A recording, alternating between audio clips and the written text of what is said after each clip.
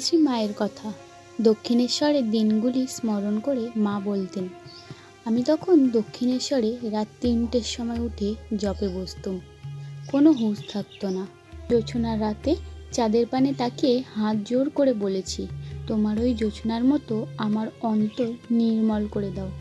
অথবা চন্দ্রেও কলঙ্ক আছে, আমার মনে যেন কোনো দাগ না থাকে।